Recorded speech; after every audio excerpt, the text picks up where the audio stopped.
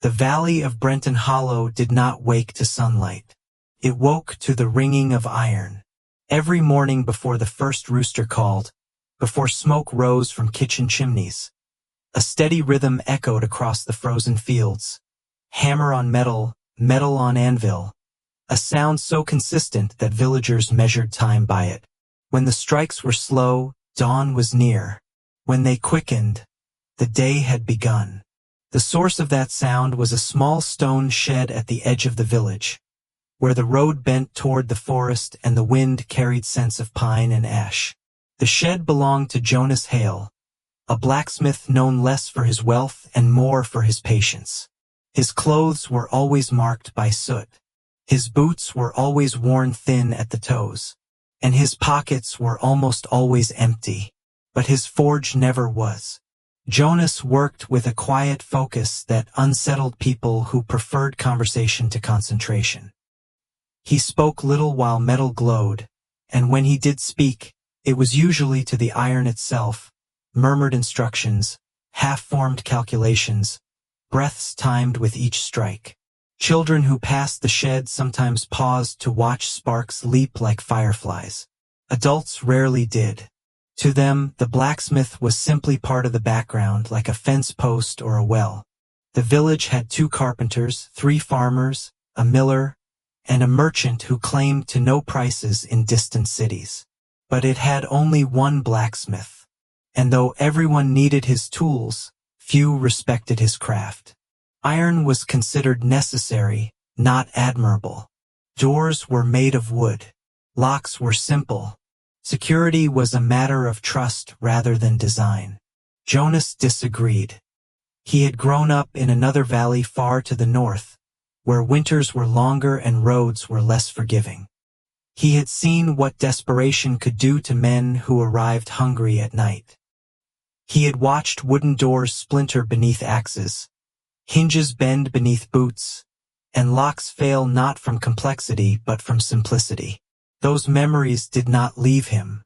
They followed him like shadows, shaping the way he looked at every entrance and every latch. In Brenton Hollow, doors were thin. Hinges were nailed rather than bolted. Frames were measured for convenience, not strength. People believed peace would last because it always had. Jonas believed peace lasted only until it didn't. One autumn evening, as the sky dimmed to the color of cooling embers, Jonas closed the wooden door of his shed and rested his palm against it. The plank flexed slightly beneath his hand. The latch rattled in the wind. He imagined a shoulder striking it, an axe biting into it, a boot splintering it inward. The image did not frighten him. It irritated him. A door, he thought, should be more than a suggestion. The idea did not arrive as a grand invention. It arrived as a question: what if a door were built like a shield instead of a wall? The next morning, the rhythm of the hammer changed. Instead of shaping horseshoes and plow tips, Jonas began forging narrow iron strips, each measured carefully and cooled slowly. He drilled holes with steady precision and set the strips aside in neat rows. By midday, he had a stack of metal bands thicker than any hinge he had ever sold. By evening, he had sketches scratched into a plank, intersecting lines that resembled the ribs of a ship more than the frame of a doorway. Villagers noticed the change in sound before they noticed the change in product. The hammer struck longer, pauses shortened, and the forge burned late into the night. Curiosity grew, but curiosity in Brenton Hollow often traveled with humor. "What are you building now, Jonas?" the miller asked one afternoon. "A door," Jonas replied without looking up. "A door, out of iron." "Partly," the miller laughed. "Who needs a door you can't lift?" Others joined the laughter. Wooden doors were cheaper, lighter, easier to repair. Iron was for tools and fences, not for entrances. The merchant joked that Jonas was forging a gate for a castle that did not exist. Children repeated the joke until it lost its shape and became simply another village phrase. Jonas did not argue. He measured again. Weeks passed. The iron strips multiplied. Hinges grew thicker, bolts longer. He experimented with layering, wood between metal, metal between wood, cross braces that distributed force rather than resisting it at a single point. The door he envisioned was not a slab. It was a structure, a geometry of strength hidden beneath familiar surfaces. He purchased cheap planks from the carpenter, not for their beauty but for their grain. He reinforced them with iron bands arranged diagonally, then horizontally, then both. He forged a lock mechanism with internal pins that aligned only when pressure was applied in a precise sequence. He tested hinges by hanging weights from them until the shed beams creaked. The villagers watched the pile of metal grow and shook their heads. Too heavy, too expensive, too much for a simple village. Jonas listened the way iron listens to heat, without flinching. By the first frost, the door stood upright inside the shed, leaning against the wall like a silent sentinel. From the outside, it resembled any sturdy wooden door. From the inside, it was a lattice of iron ribs and braces, a shield disguised as an entrance. Jonas ran his hand along its surface and felt no flex, no rattle, no weakness at the latch. He was not building for admiration. He was building for a day no one expected. And in Brenton Hollow, the days were still peaceful. The fields still yielded grain. The roads still carried merchants instead of soldiers. The villagers still believed the world beyond the hills moved slowly, if at all. Jonas believed iron should be ready before the fire reached it. Winter arrived without ceremony in Brenton Hollow. No storm announced it. No bells rang. The cold simply settled in, the way dust settles on a forgotten shelf. For weeks, the village remained the same.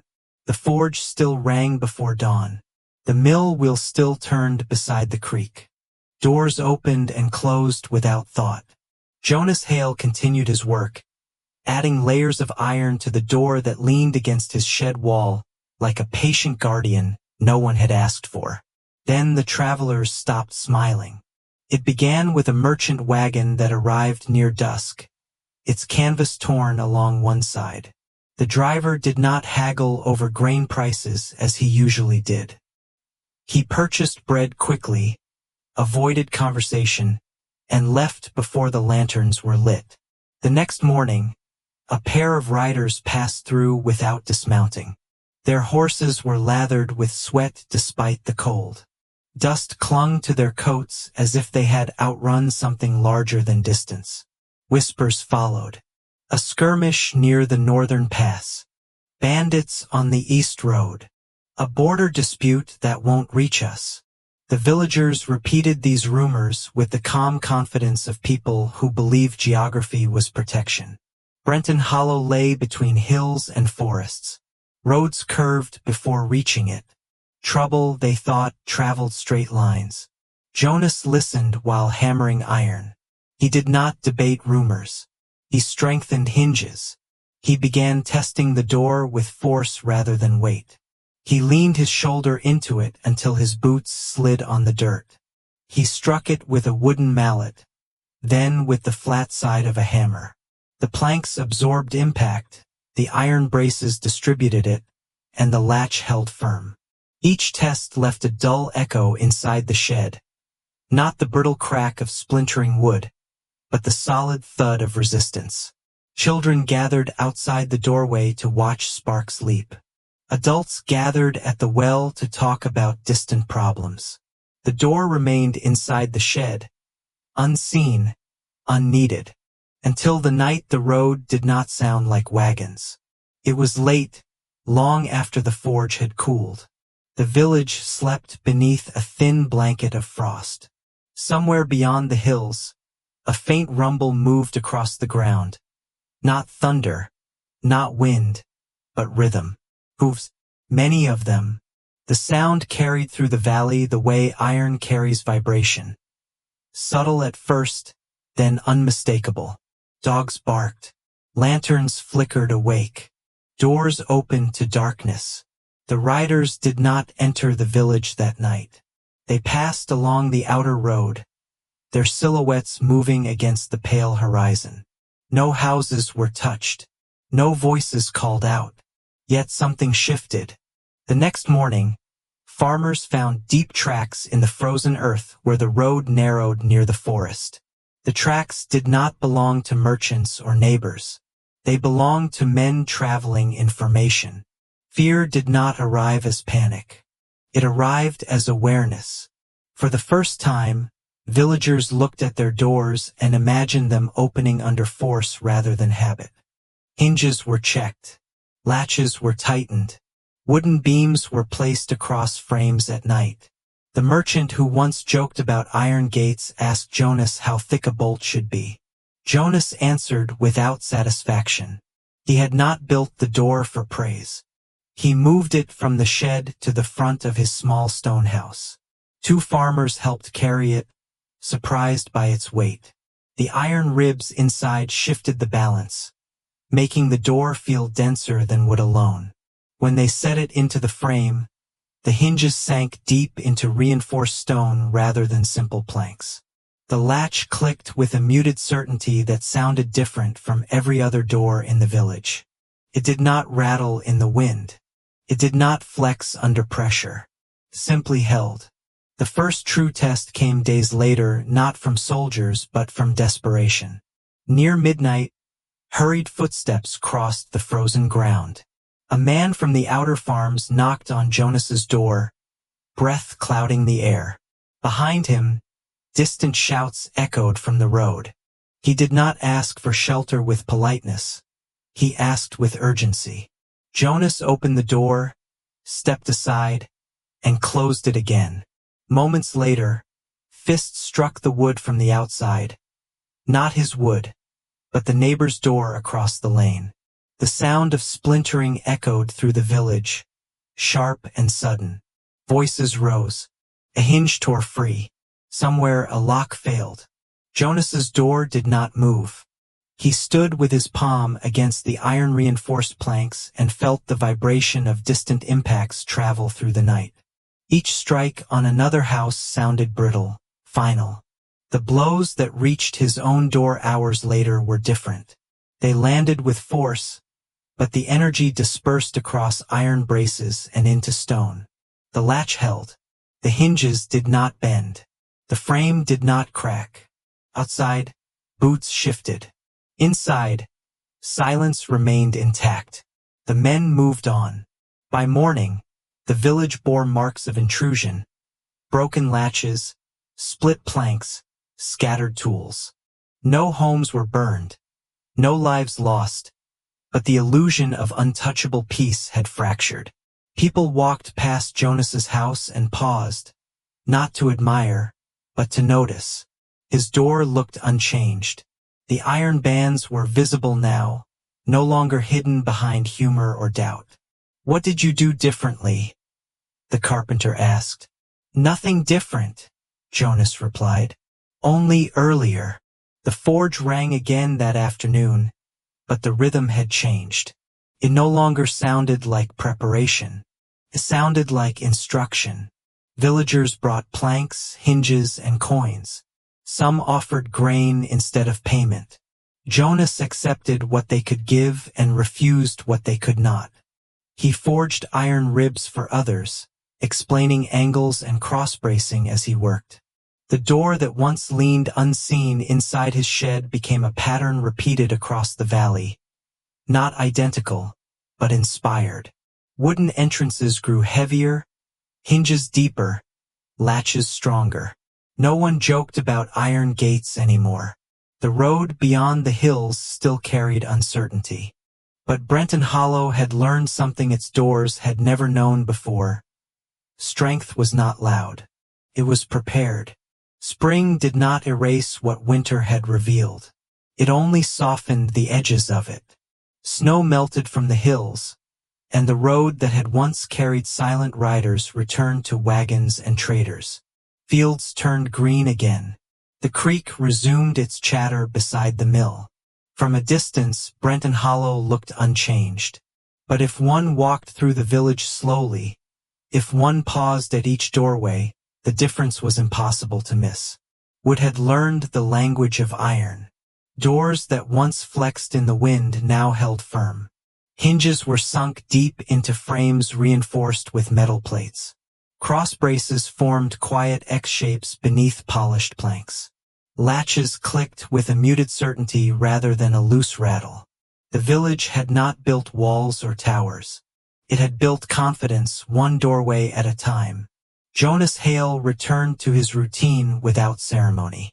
The forge rang before dawn again, steady and familiar. He repaired plows, shod horses, sharpened tools. The extraordinary had become ordinary, and he preferred it that way. He did not sign his work. He did not mark his doors. He let iron speak for itself. People still came to him, but their tone had changed. Where there had once been laughter, there was now curiosity.